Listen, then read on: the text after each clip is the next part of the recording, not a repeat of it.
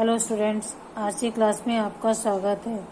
भूगोल पार्ट 2 भूमि, मृदा, जल, प्राकृतिक वनस्पति और वन्य जीवन संसाधन। बच्चों, जैसा कि इनके नाम से स्पष्ट है कि भूमि, मृदा अर्थात मिट्टी, जल पानी और प्राकृतिक वनस्पति और वन्य जीवन संसाधन।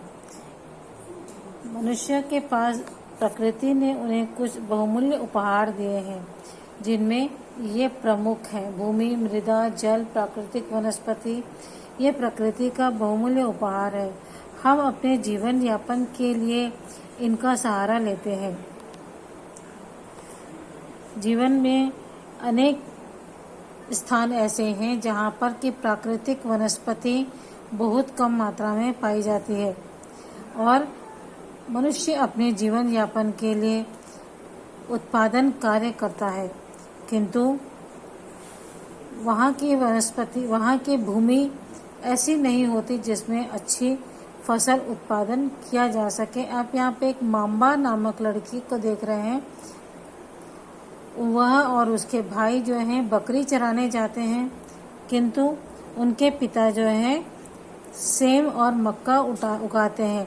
इनके चारों ओर की जमीन जो है वह चट्टानी भूमि है और चट्टानी भूमि में कृषि कार्य नहीं हो पाता है। उनके पिता कठिन परिश्रम करते हैं, फिर भी कुछ मक्का और सेम ही उगा सकते हैं, परंतु यह उनके खाने के लिए साल भर के लिए पर्याप्त नहीं होती है। ऐसे ही पीटर एक लड़का है जो न्यूजीलैंड में भेड़ पालन प्रदेश में मध्यवर्ती भाग में रहता है। यहाँ उसका परिवार ऊन प्रक्रमण करने का कारखाना चलाता है, क्योंकि भेड़ों से क्या प्राप्त होती है? ऊन प्राप्त होती है। पीटर प्रतिदिन स्कूल से लौटता है और भेड़ों की देखभाल करते हुए अपने चाचा को और अपनी भेड़ों की देखभाल करते हुए देखता है। उनका भेड़ों का बाड़ा कुछ दूरी पर पहाड़ियों पर लगे हुए एक विस्तृत घास के मैदान में स्थित है, जहां नवीनतम प्रौद्योगिकी का उपयोग करते हुए एक वैज्ञानिक विधि से इसका प्रबंध किया जाता है। पीटर का परिवार जैविक कृषि द्वारा सब्जियां भी उगाता है। जहां की भूमि उपयुक्त होती है, जलवायु उपयुक्त होती है, वहाँ पर आसानी से विभिन्न प्रकार की कृषि कार्य किए जा सकते हैं, किंतु अधिक चट्टानी भूमि या रेतीली भूमि में, पठारों पर, पहाड़ों पर जीवन यापन आसान नहीं होता है। मांबा और पीटर विश्व के दो विभिन्न स्थानों में रहते हैं और उनके जो क्षेत्र हैं उनकी बनावट भी अलग अलग होती है और जीवन यापन करने में बहुत अंतर भी पाया जाता है। जिस प्रकार की भूमि होगी, जलवायु होगी, उसी प्रकार के जीवन में भी परिवर्तन होता है।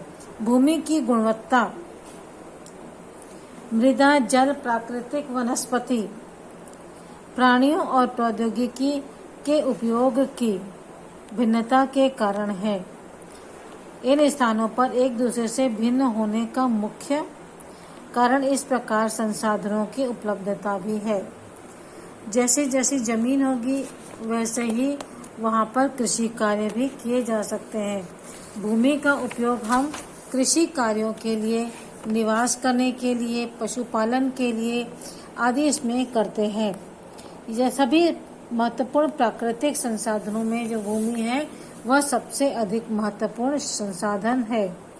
भूपृष्ठ के कुल क्षेत्रफल का लगभग 30% भाग है भूमि है, जिस पर हम निवास करते हैं। यही नहीं, इस थोड़े से प्रतिशत के भाग में भी सभी भाग आवास योग्य नहीं है।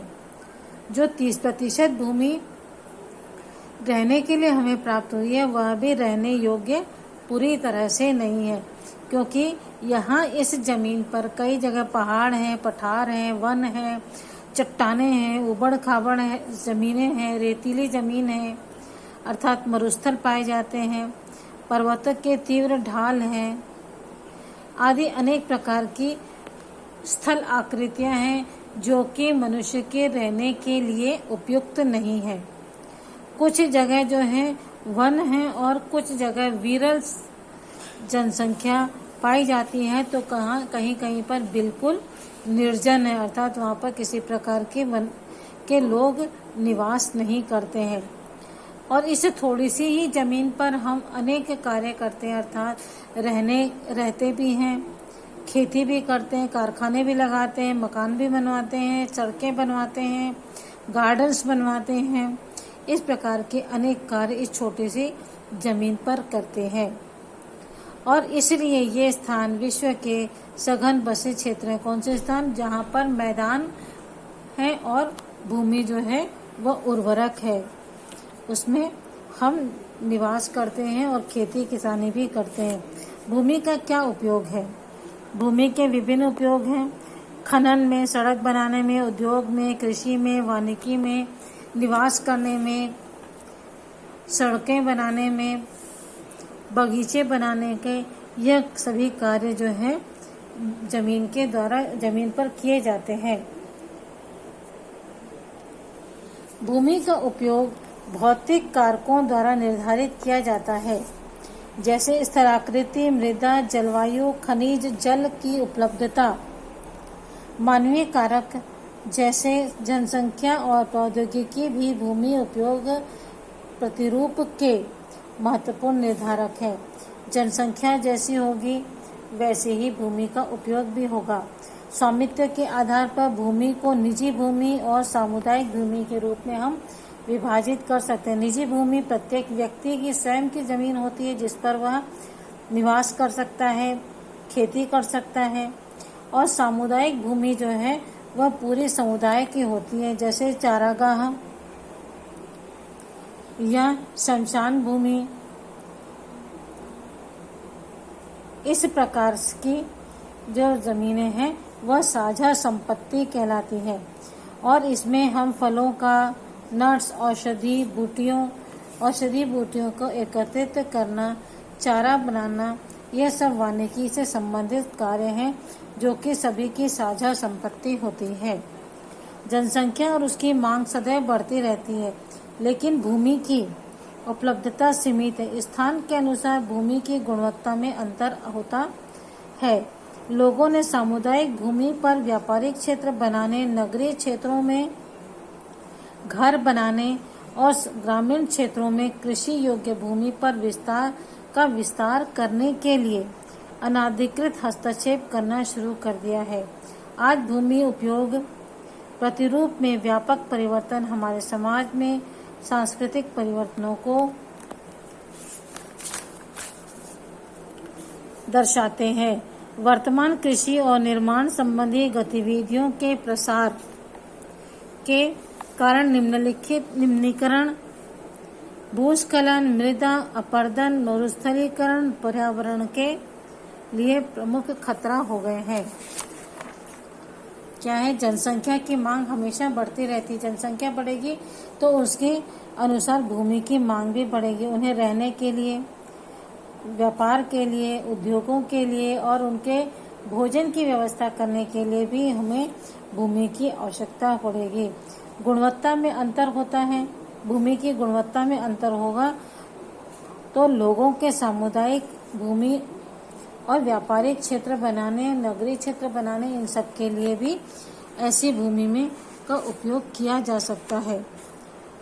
भूमि का विस्तार तो नहीं किया जा सकता, लेकिन जो भूमि हमें प्रकृति से प्राप्त है वही हमारे लिए उपलब्ध है, किंतु इसके उपयोग को हम कम करके या सदुपयोग करके भूमि की गुणवत्ता और उसकी आवश्यकता को पूरा कर सकते हैं।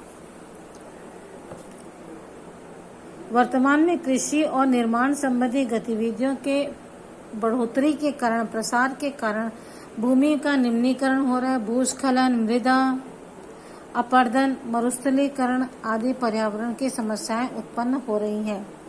भूमि संसाधन का संरक्षण, भूमि का संरक्षण करना अत्यंत आवश्यक है। बढ़ती जनसंख्या और उसकी मांगों को पूरे के कारण वन भूमि को कृषि भूमि योग्य भूमि में बड़े पैमाने पर विनाश हुआ है।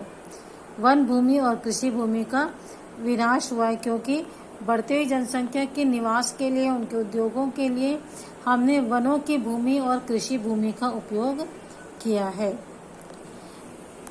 इस कारण यह प्राकृतिक संसाधन के समाप्त होने का डर पैदा हो गया। इसलिए विनाश की वर्तमान दर को अवश्य ही रोकना हो चाहिए। वनारोपण, भूमि उद्धार, रासायनिक कीटनाशकों और उर्वरकों के विनियमित उपयोग और अतिचारण पर रोक आदि भूमि संरक्षण के लिए प्रयुक्त कुछ सामान्य तरीके हैं। यदि भूमि का इसी प्रकार से क्षरण होता रहा तो एक समय ऐसा आएगा कि यह संसाधन जो है पूरी तरह समाप्त हो जाएगा। क्योंकि इसमें हम लोग आवश्यकता से अधिक उपयोग कर रहे हैं और अपने उपयोग के लिए हम रासायनिक कीटनाशकों का प्रयोग करते हैं, उर्वरकों का प्रयोग करते हैं, जो लगातार करते आ रहे हैं। ऐसे में भूमि की जो उर्वरक शक्ति है वह समाप्त हो जाएगी और कहीं ऐसा न हो कि एक समय आने पर यह बंजर रूप में धारण कर ले। इसलिए हमें प्रकृति के इस महत्वपूर्ण उपहार को बचाने का हर संभव प्रयत्न करना चाहिए। बच्चों, आज के वीडियो में इतना ही। अगला वीडियो अगले टॉपिक के साथ शुरू करेंगे। Okay, bye.